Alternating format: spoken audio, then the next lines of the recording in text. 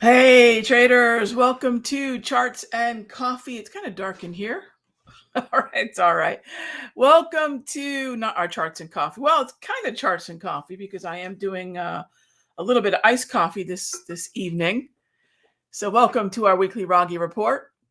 Great to see everyone. Hope everyone's had a great weekend. Hope Sunday's been at least relaxing. And then as we get into our show, let's get a little productive here.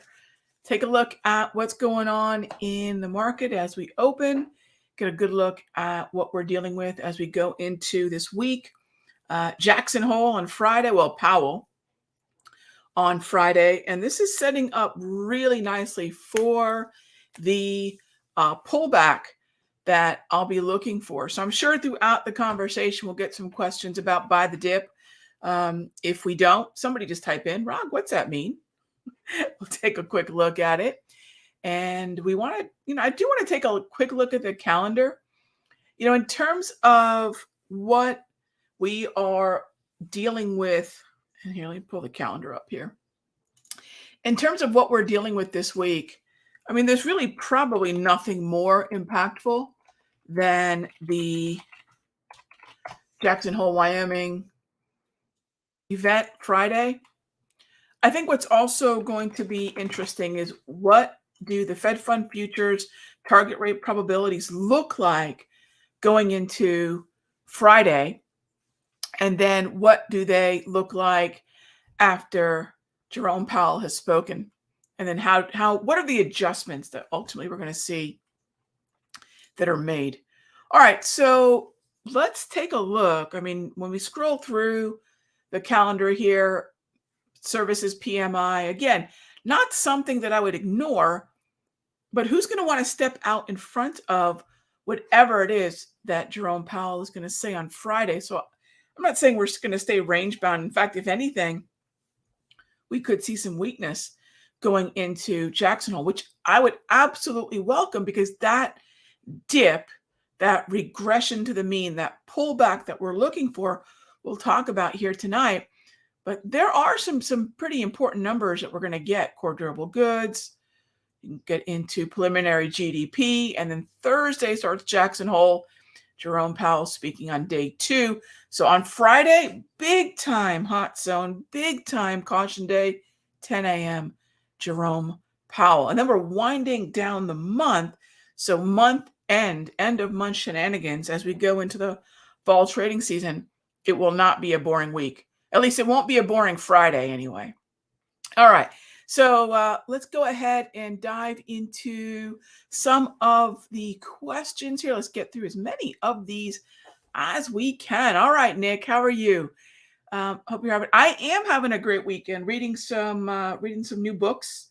So I'm trying to see where they are. I put them on the bookshelf. Actually cleaned up the bookshelf over the weekend. So I'm trying to clean the office up. The office has been absolutely a mess through summer, getting everything squared away for fall trading season. We're getting ready for a class in November. So let's see, about 2 months away from that. So a lot going on in the next 60 days. Very, very excited. All right. So yes, it was a terrific weekend, kind of getting these last few months of the year planned out. When you want to trade oil, what tickers do I use? All right. So let's talk about oil directly. CL is the full-size contract for oil. For day trading, I recommend C oil for most traders who have some experience with the leverage and the speed and the dollar-based risk of a full-size futures contract. If not, there is MCL. This is the micro crude. So it moves just like the full-size contract does, but it's 1/10 the size. So 1/10 the risk and 1/10 the reward, because it's 1/10 the contract size. And what's great about micro contracts is it allows us to control risk with one of the most basic factors of risk, which is the number of shares, the number of contracts in the case of futures, additionally, the contract size. We can then think about USO, which is the crude oil ETF. This is not as liquid in terms of the option chain as it once was. To buy the underlying USO, to short it, and plenty of liquidity there. But the option chain can be very spotty. So be careful when you're looking at USO calls and puts in terms of how much open interest is at the strike that you're interested in. Now, I know crude oil then opens the door to oil stocks. So keep in mind, Nick, XLE, OIH, XOP, those are all going to be related to crude. And then we keep going down the energy list. Now you've got RBOB gasoline and natural gas. And then you've got the FCG natural gas ETF. So you can keep going down the line with that. But that's the crude oil breakdown. Thanks for the question. And I love the choose your own adventure part of that, Nick. In other words, what are all the alternatives we have access to when we are futures, not trading futures, not just being a futures trader, but understanding the touchstone market of the crude oil futures, and then looking at all the ways in which we can express that idea, whether that be options on the futures, a micros contract, or even the ETF and stocks. So awesome question. Hey there, Mr. Walker. Do I use a combination of volume ledges and Darvis levels to determine the point of validity? So the point of validity, Mr. Walker, is its own thing. It doesn't need anything else. Could I confirm the importance of a point of validity with, let's go to the S&P, for example. So there can be a point of validity on the intraday chart, on a daily time frame. Heck, there can be a point of validity, point of validity on a weekly, right? So let's talk about what a point of validity is. A point of validity is a price and technically based stop loss. And the reason I call stop losses points of validity, for those of you wondering, Rag, what is that term? It's a Ragheeism. It's something that I coined back in my third book. And I shared that because stop losses are moved around a lot, because stop losses are usually very, kind of randomly placed, either by some random percentage or a dollar amount. And because it's not expressing anything other than sort of just a random risk, I'm willing to spend or risk $500. Well, why not six? Why not 550, right? It's very negotiable. And that's oftentimes what happens to a lot of traders. So I started saying, because I was susceptible to that too. So I said, all right, what's one way in my brain, in my thick skull, I could remind myself I placed that stop there for a reason. And that's why I started calling them points of validity. So with that being said, that's the volume ledges, very important. Darvis level, support and resistance, very important. But it really depends on the trade. Mr. Walker, is it a trend trade? Therefore, when is the trend no longer valid? Is it a fade of a ceiling or a floor? Then it is, where is that ceiling or floor no longer containing prices within the range? So you really have to know the underlying strategy and then ask yourself specifically, where is that strategy no longer valid? And if you find yourself using volume levels and Darvis, that's perfectly fine. But always know why you're getting in, because then the why I'm not going to stay in becomes an easier question to answer. All right, next up. Thank you for the question. All right, I'm not topspin. I'm not even sure what that means. Let me read that question. Task. Oh, I don't know if that's to somebody else. Okay. I'm not even sure. Topspin?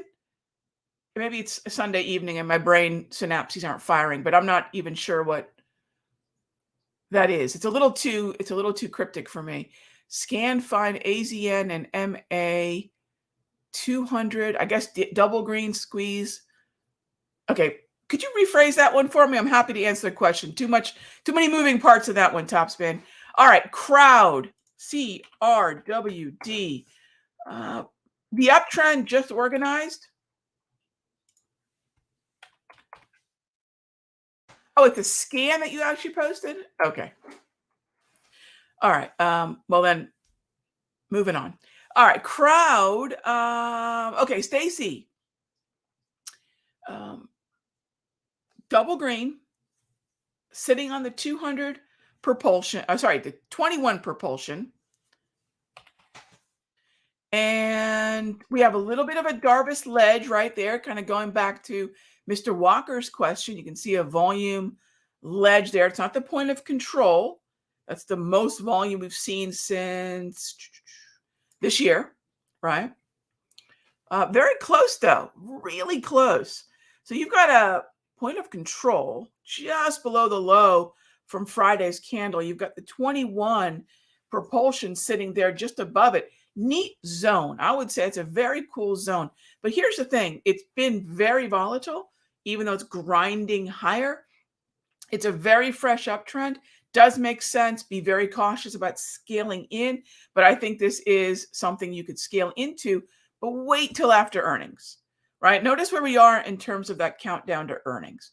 If I am within 2 weeks, I'm not going to enter. So if we're still able to keep that uptrend, and it's a very fresh one, if we're able to keep that uptrend after earnings, I'm game, Stacy. So the reason I'll say no is not because you don't have the trend, and the wind at your back, beautiful, but that proximity to earnings is kind of the no-go for me. All right. Topson says, smash that like button. I appreciate that, friend. I do. All right. Thank you very much. Jackson is Thursday and Friday. It is, Anna, but remember, Powell's only speaking on Friday, and that's what everyone is waiting on. You're absolutely correct. Thursday and Friday, day 1, day 2, but day 2 is when Powell makes his appearance. All right. Next up is Stacy asks, double green by the dip. Oh, so kind of following up on the earnings. So Stacy, if I rarely do it. So here's a process that I would consider. First of all, I'll use a service like Estimize. That's my preference, estimize.com, Estimize. And I'll usually look at what the whisper number is for earnings. I don't use previous earnings. I know a lot of folks like to do that. Gang, just because earnings were usually beat doesn't mean they always will be, right? In fact, that's actually, in my opinion, it's measuring the wrong thing. I don't care what earnings history really is. That might be a second, third, fourth consideration. The first or second consideration is going to be what was the, whatever the different consensus is. What's the company guidance, if there is any? What's the whisper number, right? And then I'll look at something that's a little bit more akin to what used to be called force rank. It's more of a crowdsourced whisper number that's far more accurate than, say, an individual broker or an individual site saying this is the whisper number. So that's what Estimize does. It's a little bit more along the lines of an old force rank. So I look at that crowdsourced whisper number, which is oftentimes going to be different than the consensus that we see. I'll take a look also at the expected move, and I'll do that via historical daily price movement ranges. So once I've looked at all of that, then I ask myself, Stacy, where is the whisper number in relation to either the company guidance or the sort of more widely held consensus? What's the chasm between that? So I look at the estimized number versus the other numbers. That estimized number is the one that I'm looking for the market to beat. And if that estimized number is lower than, say, the consensus or the guidance, and I'm seeing a lower price on, say, CrowdStrike, then my expectation is that lower crowdsourced number, if you will, is what's been discounted. I know it's a little difficult to explain out of, sort of the timing and context, but I don't look at previous earnings. I don't look at the history of earnings. I think it sounds really logical to do that, but that's not why a company stock moves on earnings. Earnings move for the same reason any hot zone, including earnings, move. What did we expect and what do we get? It's the chasm between the two that causes the volatility. So the more that I know what was discounted into that earnings event, the more I can understand why that stock is going to move. So the history of earnings is very, very low on the totem pole of importance. Because again, no one's saying, well, we usually beat, so let's beat again. That's not a setup. We're just using sort of a tendency, and tendencies are not trades, right? So it's really got to be the difference between what's actually baked into the cake and what do we actually get? So those are my thoughts on earnings. I hope that helps. All right, what is the best way to buy the dip? All right, so let's get into it. Buy the dip. So there's a few steps, and I'm glad you asked. Because I think there's a lot of confusion around what the heck does buy the dip, right? And I'll move this into this view. What does buy the dip even mean, right? I think it's turned into a meme. It's been sort of reduced to becoming a meme, which is really too bad because it's a very important concept. It's the root of my trend trading for 30 plus years. What's the dip? By the way, gang, the dip is the same thing as we could say the regression to the mean. We can call that a pullback. We can call that a retracement. And that just means that for different traders who use buy the dip as their sort of battle cry, we're going to have different measurements. For me, that measurement is predominantly the 34 EMA wave and 21 propulsion. That's going to be the way that I look at buy the dip, the 34 EMA wave and propulsion. And the most important thing is, this is the most important thing, there is no such thing as buy the dip without a trend.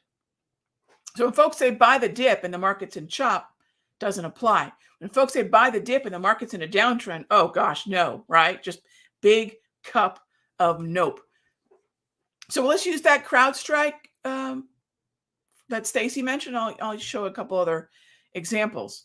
First of all, is there a trend? Yes, otherwise there's no buy the dip. Where's the 21 EMA? Where's the wave? That's the dip. Let's say I take a look at the S&P. And by the way, gang, if you're curious about this, I did a video on Thursday, or was it Tuesday? It's a blur. I called it Buy the Dip is Back because the trends are back, right? Because the uptrending structure is back. Now, this is what, in terms of, there's a lot of folks that think, well, the markets are going to head lower again. My question is why, right? Because a secret squiggle said so.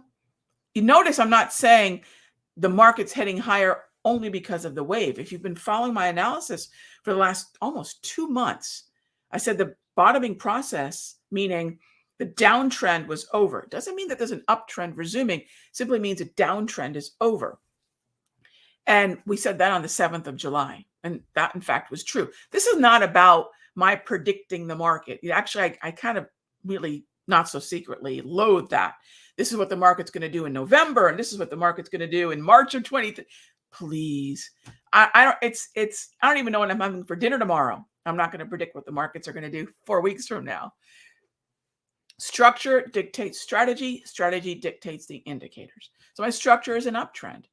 But remember, the uptrending structure that got us talking about an uptrend, or at least stopping the downtrend back in July, was that we have the clearest, most stable, and frankly, less hawkish picture ever of where the Federal Reserve is taking rates. Remember, gang, the market completely blew off whatever recession now means. Remember, we defined that.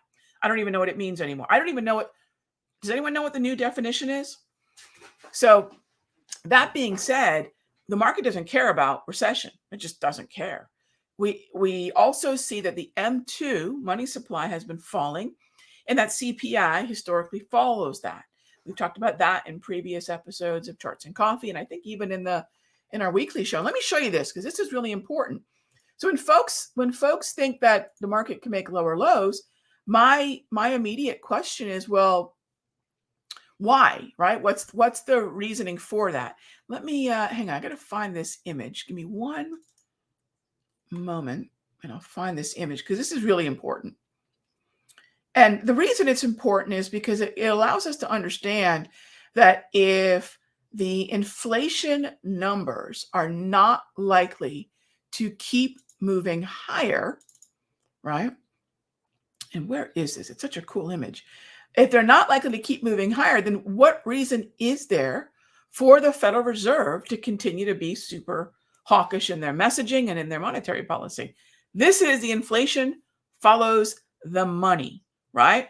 Look at that M2 cyan colored, whatever you want to call that, aqua. Now look at that reddish maroon color. CPI follows the M2 contraction. That's the money supply. That's huge. That's huge because that then tells us the Federal Reserve doesn't have as much to be hawkish about. If they're less hawkish, why are equities going to sell off? Right? What's the catalyst for that? Especially since we've organized into an uptrend. Now, of course, unforeseen things can happen, right? But we've gotten above the 200 propulsion. We have the double green. So buy the dip is in this environment, not just finding a technical uptrend, which by the way, we have north of the 200, which also we have, but also what is the macroeconomic trend?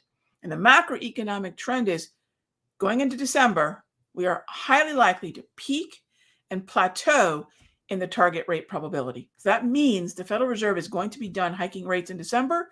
I know it. You now know it. We all know it. So if we know it, what's next?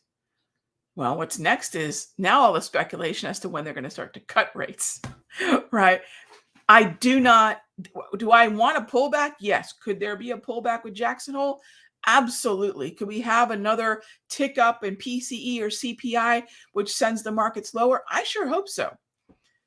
The way, though, that I'm looking at the pullback, what's going to be my pullback for the S&P?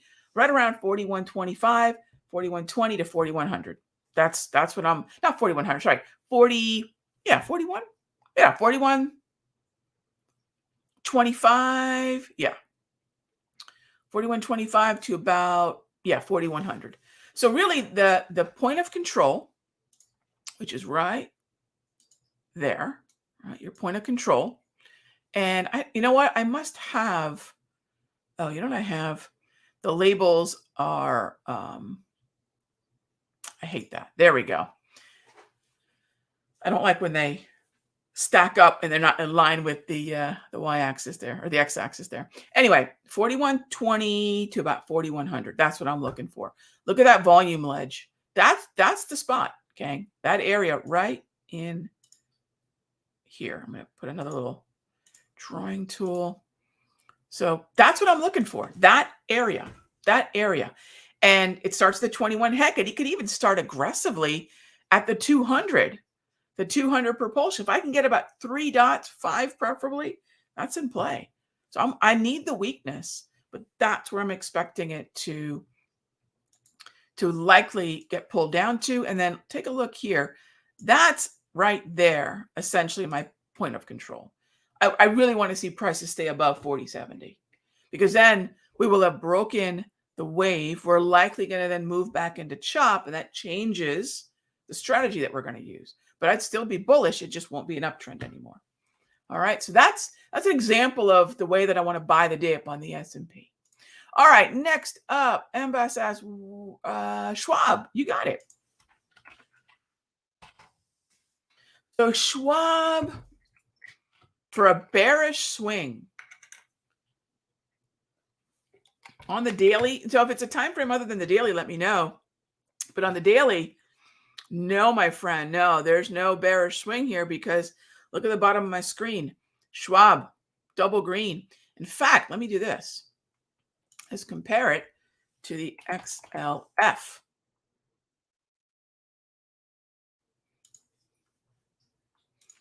XLF is double green.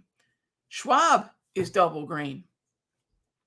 So I do not have any reason to be anything but bullish on pullbacks. And then once again, there's the 200. There is the 21. And then I love that. That's a great volume ledge right there. Look at that volume ledge. And let's see what it would be at the beginning of the year. Oh, awesome. Yeah, same area. Look at that volume ledge right there. Yes, the point of control is way down there. That does not concern me. This is the zone. And this is the zone right in there that I am looking at. Right in there. Okay. Okay, next up, what about QM for oil? So CL has a half-size contract in the QM. I believe that one is a mini, is the way to look at it. So you've got CL, the full size, you've got QM, the mini, and you've got MCL. I don't believe QM has that much liquidity. I do not know because frankly, Anna, I do not trade anything but the CL. Micros were not part of my life early on as a future trader. I think they're wonderful, and I hope they keep coming in terms of more micros. Bonds would be a great market to have micros in. There's a number of, I'd love to see micros in, bonds would be great. Natty gas would be another one that would be great to have micros. I will be absolutely shocked if we don't see more and more micro contracts from the CME. I don't use QM.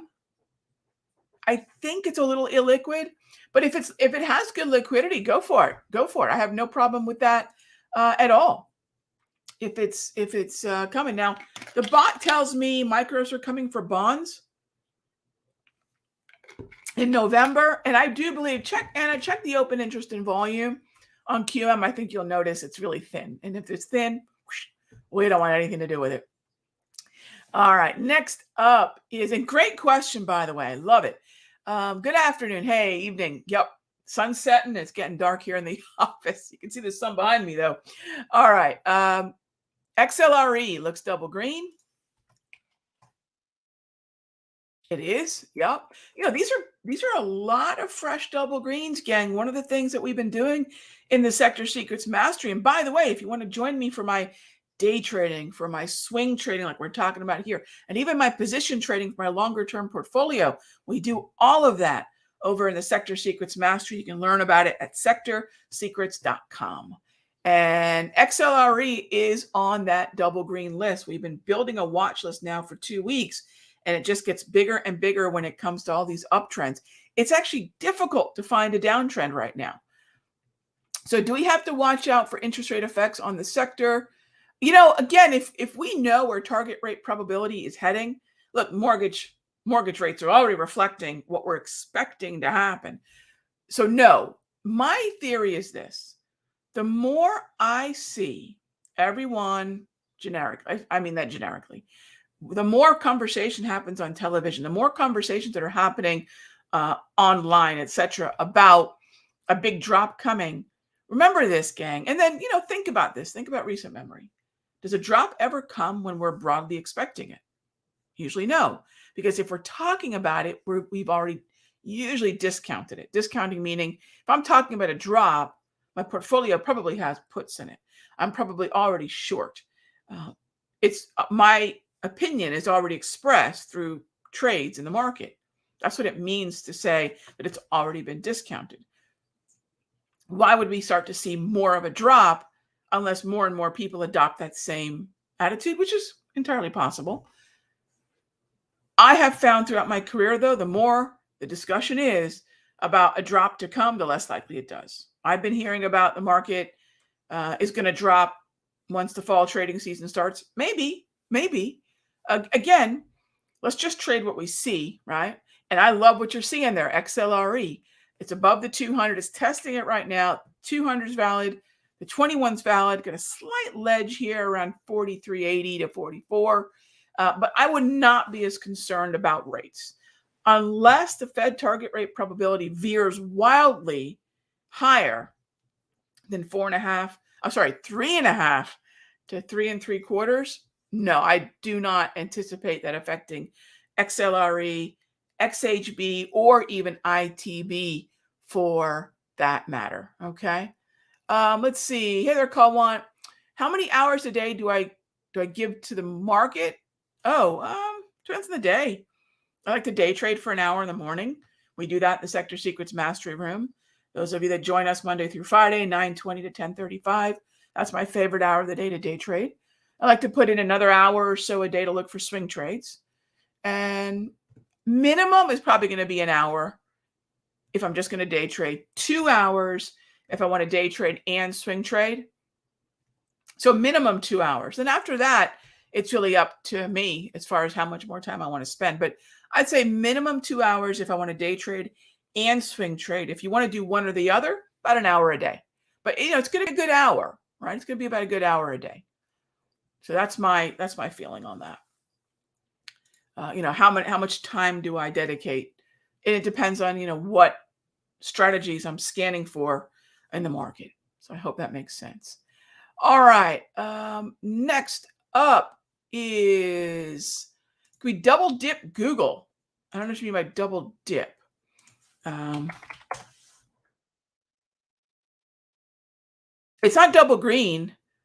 So I would avoid Google for now, Mr. Walker. Keep an eye on XLY though, and this applies to Google or Google. Keep an eye on XLY. I would keep an eye on that one. I think there's some better stocks in XLC than Google or even Facebook for that matter. XLY is interesting. XLK is also pretty interesting. All right, so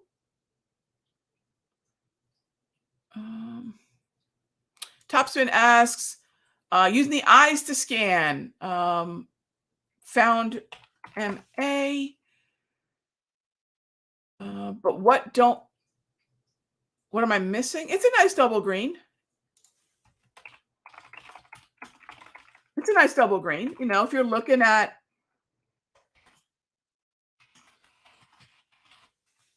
a double green by the dip, yeah, that's a good one to look for. It just, so what I would say is the cleaner the uptrend you can find. Now, of course, if you reverse search MasterCard, you know where it exists within the XLY. And so if you can do a scan of not just MasterCard, but the broader sector and then individual stocks, and then MasterCard's the one that stands out, then go for it, Topspin. Yeah, then go for it. Yeah.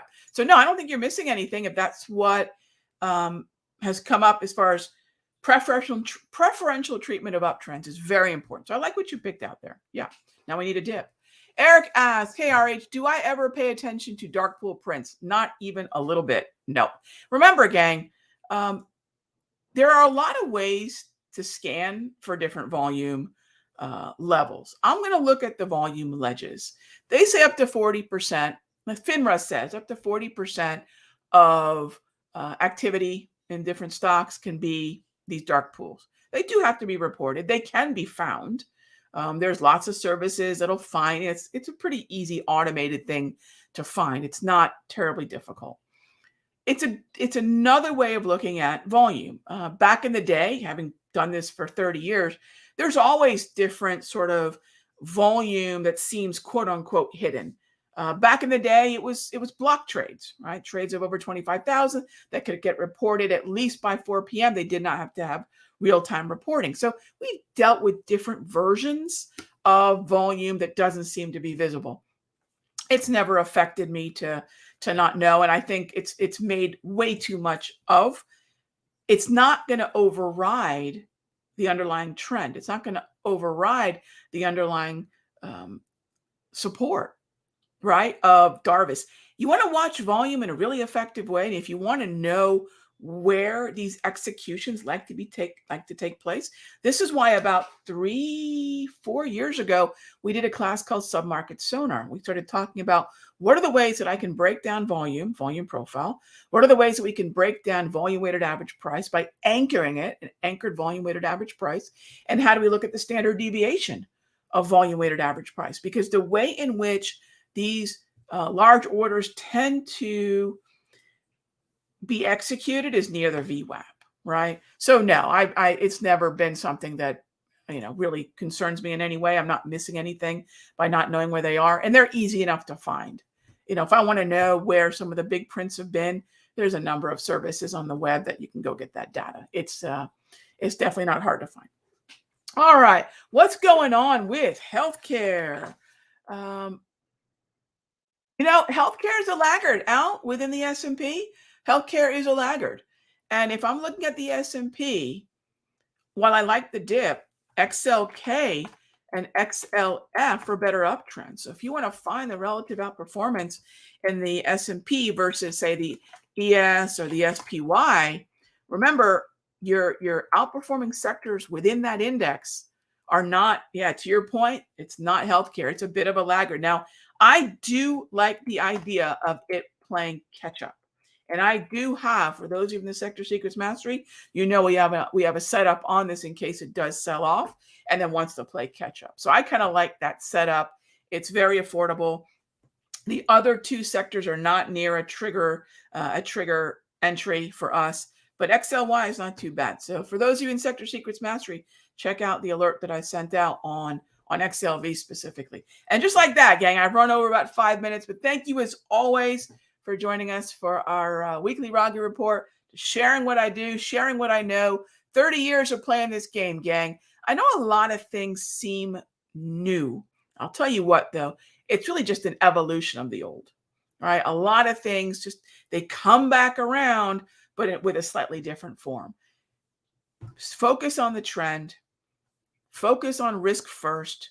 We could definitely have at some point, we really should have a really in-depth, risk reward conversation in the future, because I find a lot of traders taking some severely upside down, ridiculous risk for very small rewards. And I found this old image that I've had for myself, right, to remind myself. So, that's something that I'll leave you with here for today's show. As always, gang, thank you for being here Sunday evening. I know who my hardcore traders are, getting ready for Monday on a Sunday evening. You are my kind of people.